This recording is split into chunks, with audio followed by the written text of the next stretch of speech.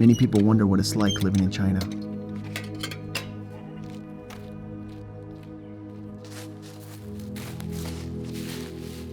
Life's more simple here. It's taught me that things in life don't come easy. They delivered your coffee. Oh.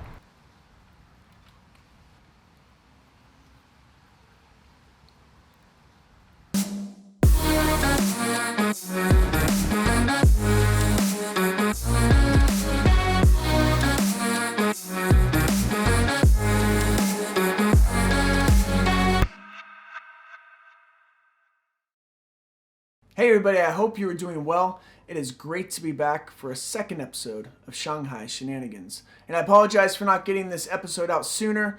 I was super busy with all the Chinese New Year stuff going on.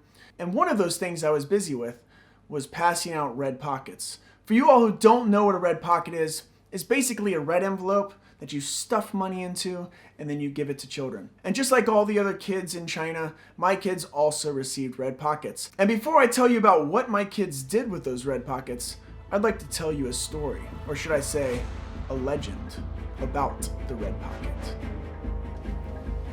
The legend started, oh, sorry, I don't have a second camera over there. The legend starts with a bad spirit named Sui. And Sui on New Year's Eve night would come and terrorize the children of China. And at some point, the parents and the grandparents found out that Sui hated the color red, and he hated envelopes filled with money inside of them. And so on New Year's Eve, they'd pass out these red envelopes to the children to keep Sui away. It sounds a lot better in Chinese, but that's the tradition. Now, unfortunately for many of these kids, they don't get all that money right away. Most of the money that those kids receive is then put into savings. And this is a very common thing all throughout China. You look at most of the older people here in China, they have spent most of their life saving 2/3, 3/4 of their money. Now, all this talk about savings, you're probably thinking, Aaron, you must have learned to teach your kids to save money. Well, to be frank, I'm an American, and that money was burning a hole in our pockets. So we went out and did what any good American would do, and spent it. Oh, almost forgot, I can't go out like this. Now I'm ready. Ooh, there's a lot of people. Where did we go, you might ask? I decided to take Victor down to the biggest shopping street in the entire world. That's right, Nanjing Road, right in the heart of downtown Shanghai. It's a shopper's dream.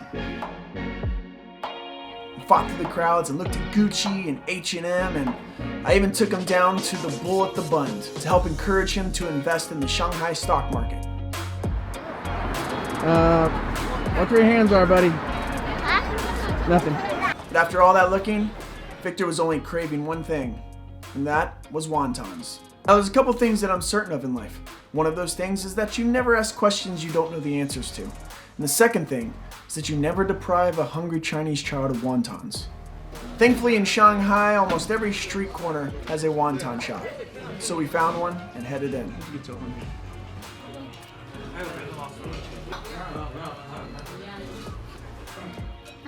get it.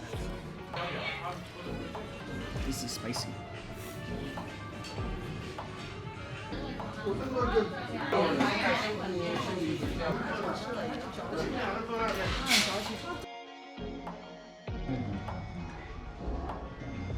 After we finished our wontons, Victor decided that Nanjing Road was probably not the place for him to find what he wanted. So we decided to take a stroll on the bund, which is right down the street.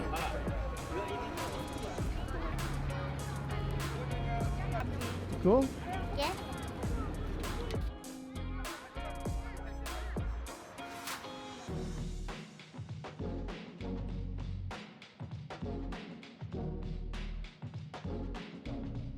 Now you're probably thinking, Aaron, you never told us what your son spent his red pocket money on. To be honest, he did what every smart Chinese person would do.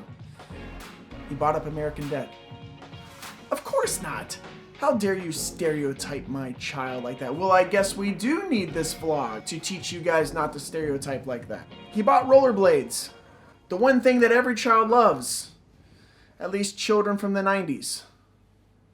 And before I tell you about what my kids did with those Hot Pockets, I keep saying Hot Pockets. Have you ever seen the traditional Chinese dragon dance before?